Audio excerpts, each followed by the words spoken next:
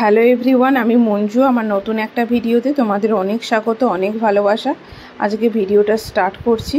তো অনেক কিছু ঘটে গেল এই কিছু দিনের মধ্যে। ভিডিও করতে পারিনি সেরকমভাবে। হয়তো তোমরা ভিডিও পেয়েছো, মাঝখানে 1-2 দিন ভিডিও পাওনি।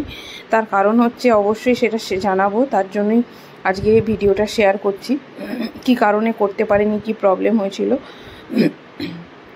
তো সকালবেলা কি হয়েছে যে একটু রান্নাটা করিনি, জাস্ট গুছিয়ে রেখে যাচ্ছি। তো গুছিয়ে রেখে এখন হসপিটাল যাব, মেয়েকে নিয়ে শিশু মঙ্গলে যাব। ভবানীপুরে শিশু মঙ্গল যে হসপিটাল আছে ওখানে যাব। তো সেই জন্যই যে একটু কাজটা এগিয়ে রাখবো, সেই জন্য ভাতটা বসিয়ে দিয়েছি, 1 ফুট দিয়ে বন্ধ করে দেবো, আর বাকি যা তরকারি করব সেটা।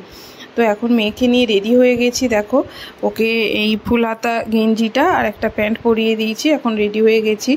কি কারণে যাচ্ছি, কারণ ও টয়লেটে করার পর একটা প্রবলেম হচ্ছে। তো সেই জন্য প্রবলেমটা গত 4-5 দিন ধরেই হচ্ছে। তো সেই জন্য এখন 9টা মতো বাজে। এখন জলখাবারে পাস্তা করেছিলাম, খেয়ে বেরিয়ে যাচ্ছি মেয়েকে নিয়ে খাইয়ে। তো শিশুমঙ্গল অনেক ভিড় হয় আর অনেকই টাইম লাগবে। তো এখন ঘরের নিচে নেমে গেছি। তো ঘরের নিচে নেমে বাইকে করে যাব, বরের বাইকে। ওই দিনটা অতটা খারাপ লাগেনি, বরের বাইকে করে গিয়েছিলাম। প্রচণ্ড তো রোদ, সোমবার দিন গিয়েছিলাম আমি। তো ওখানে গিয়ে আর সেরকম ভিডিও করিনি। এই যে দেখো শিশুমঙ্গল এখন বসে আছি, টিকিট কাটা হয়ে গেছে, সমস্ত কিছু কমপ্লিট। এবার ডাক্তার আমার নম্বর আসলে আমি যাব। আর প্রচুর ভিড়, প্রত্যেকটা হসপিটালেই। কারণ আমি পরের দিন চিত্তরঞ্জন সেবা সদনেও গেছিলাম মেয়েকে নিয়ে, সেটাও বলবো অবশ্যই। সমস্ত ভিডিওটা কীভাবে গেল কিছুদিন অবশ্যই শেয়ার করব। তো মেয়েকে নিয়ে চুপচাপই বসেছিলাম, কোনো প্রবলেম করিনিও সেরকমভাবে।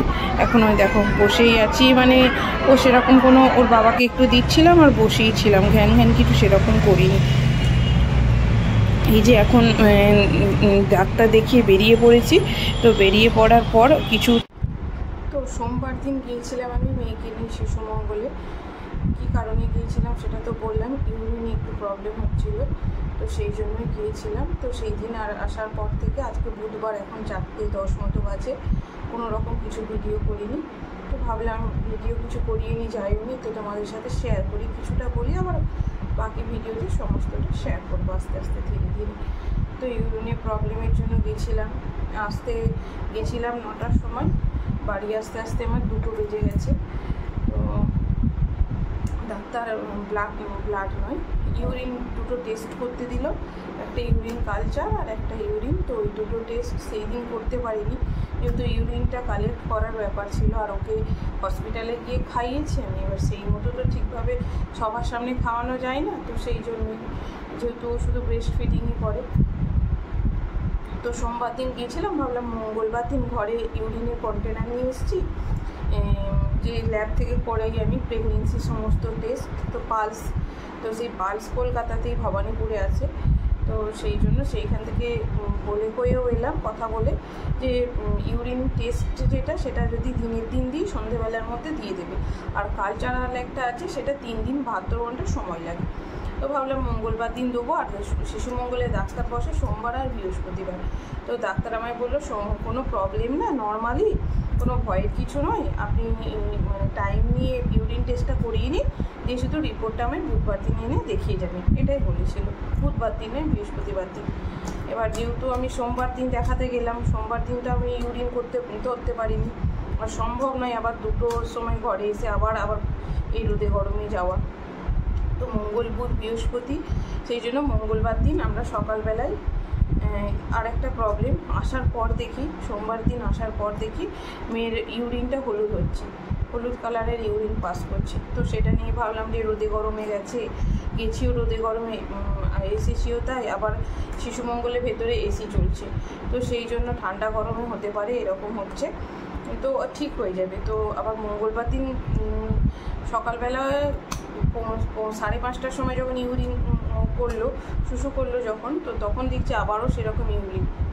সোমবার দিন তো সারাদিন হলুদ হয়েছে, আবার মঙ্গলবার দিন সকালেও হয়েছে হলুদ। তো সেই জন্য আমরা পরের দিন সকাল কালকে, গতকাল সকালবেলা 5:30টার সময় ইয়েতে নিয়ে গেছিলাম চিত্তরঞ্জন সেবা সদনে। তো তার ঘটনাও তোমাদের সাথে শেয়ার করব। সেখানে গিয়েও ইউরিন টেস্ট হলো, ব্লাড টেস্ট হলো, মানে কোথা থেকে যে কী হয়ে গেল কিছুই বুঝতে পারলাম না। মানে দুদিন ধরে নাওয়া নেই, খাওয়া নেই, নিজেদের ঘুম নেই, আর কেউ তো নেই, আমি আর আমার বর সবসময় হসপিটাল আর বাড়ি আর ঘরে এসেও তারপর সমস্ত কিছু টুকটাক তোমায় তো পেটেও দিতে হবে না, দুটো ভাতও তো করতে হবে, আলু সিদ্ধ ভাত তুমি না খেলে শরীর কী করে চলবে? তোমার মানে যে বুকের দুধ সেটাই তো হবে কী করে? তোমায় তো খেতে হবে, ঠিক থাকতে হবে, তার উপরে এই যে এই টেনশান করছে, এই রোদ গরম, মানে একাকার অবস্থা, এত খারাপ, একটুও ভালো নেই। মানে নিজের শরীর ঠিক থাকলেও নিজের মন মেজাজ ভালো নেই, তার উপর মানে ঘুম তো হয়ই না একদম। আর এই কদিন এই মেয়েকে নিয়ে চিন্তা করে এত মানে কি বলবো, আজকে আবার বুধবার দিন থেকে দেখছি যেটা আজকে থেকে আবার একটু একটু চোখে জল কাটছে। মানে একটা ঠিক করতে গেলাম আমরা আর দুটো রোগ বাঁধিয়ে বসলাম।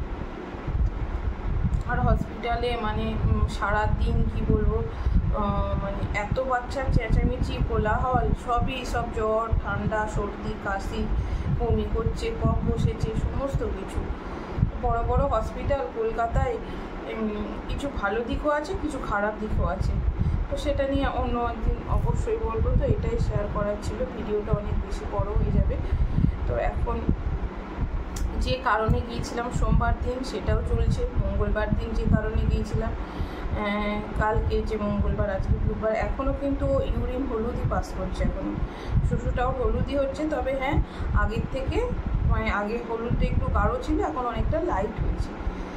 এবার সবসময় তো আর মানে সম্ভব হচ্ছে না, মানে বুঝতে পারছি না, এখনই দেখছি আচ্ছা এখনই আমার কোলের মধ্যে করে দিল বা যে কোনো জায়গায় করে দিল, এবার সেটা তো সঙ্গে সঙ্গে জল টেনে নিচ্ছে, তো বুঝতে পারছি না, তো খুব মানে নজরে রাখতে হচ্ছে।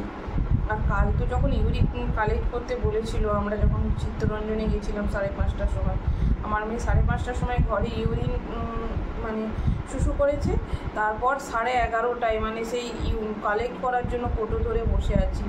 মানে কি বলবো, মানে কি অসুবিধা। তারপর হচ্ছে এছাড়া তো আর কোনো প্রবলেম ছিল না, কারণ বাকি বাচ্চারা তো সব সর্দি কাশি জ্বর, তার থেকে সেই ছোঁয়াচে জিনিসটা। আবার হসপিটালে হচ্ছে, নার্সিংহোমে হসপিটালে এসি চলছে, ডাক্তারের ঘরে এসি, লাইন দিয়ে বসে আছি, আর বাইরে হচ্ছে গরম, রোদ গরম। তাও ওর বাবা ট্যাক্সি করে দিয়েছিল, তবুও তো গরম, মানে ট্যাক্সি আগুন হয়ে আছে যেন। ট্যাক্সির মধ্যে বসে আছি, ওর বাবা বাইকেই নিয়ে গেছিলো, কিন্তু যেহেতু রোদ লাগবে তাই ট্যাক্সি করে ফিরেছিলাম। তারপরে এই ঘরের কাজ কর্ম, খাওয়া দাওয়া তো মানে একদম ভালো নেই, একদম ভালো লাগছে না, বিশ্বাস করো। ওই যে ইউরিনের জন্য যে ইস্যুটা গেছিলাম, তো সেটাও ঠিক হয়নি। তো এখন কি আবার দেবে, রিপোর্টগুলো কালকে সব দেবে, বৃহস্পতিবার। আমি আর যাবো না, এই রিপোর্ট বর কী দিয়ে দেবে, ওই কি ডাক্তার দেখিয়ে নিয়ে আসবে, কী হয়েছে না হয়েছে, কী কারণে।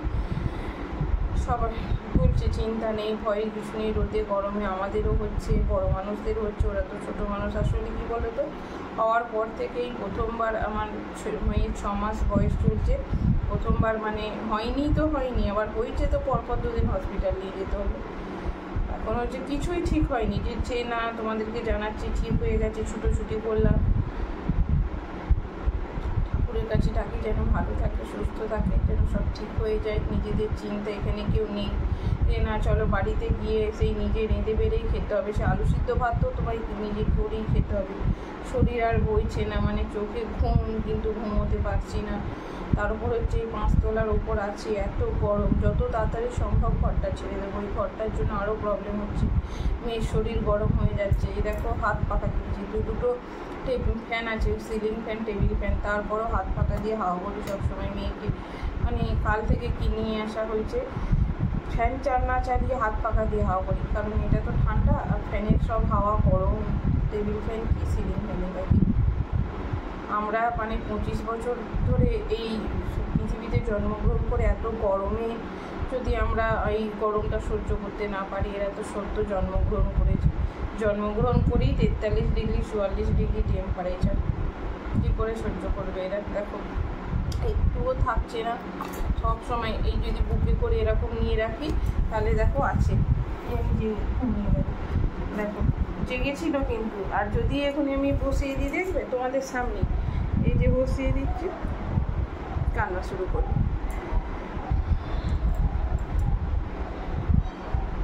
কেউ একটা মিনিট একটু ধরার নেই, মানে নিজেদেরও মানে কি বলবো, সেই মানে মাথা পাগল পাগল লাগছে, অসহায় লাগছে যে কি যে না কাউকে একটু ধরতে দেবো, সবসময় কান্নাকাটি করছে, ওর পাপাও বিরক্ত হয়ে যাচ্ছে মাঝে মাঝে, মানে ওর ওপর রাগ নয়, যে মানে এমন টাইমটা যাচ্ছে পরিস্থিতির ওপর রাগ হচ্ছে যে কেউ নেই। যাই হোক, এত কিছুর মধ্যেও যদি ঠিক হয়ে যায়, ভালো হয়ে যায়,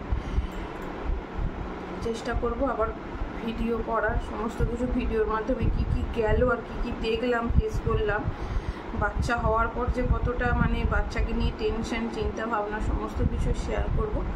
আজকে আর সে অনুসারে কিছু করতেই তো পারিনি, কি করবো, যেটুকু মানে কাজগুলো আমি ডাক্তার দেখিয়ে এসে ভাত খেতাম 5টা 5-এ, 4টের সময় চান করতাম, 2টোয় ঘরে আসতাম, তারপর তো হসপিটালে গেছি, নোংরা সমস্ত জামা কাপড় কাচাকুচি ওগুলো তো থাকেই।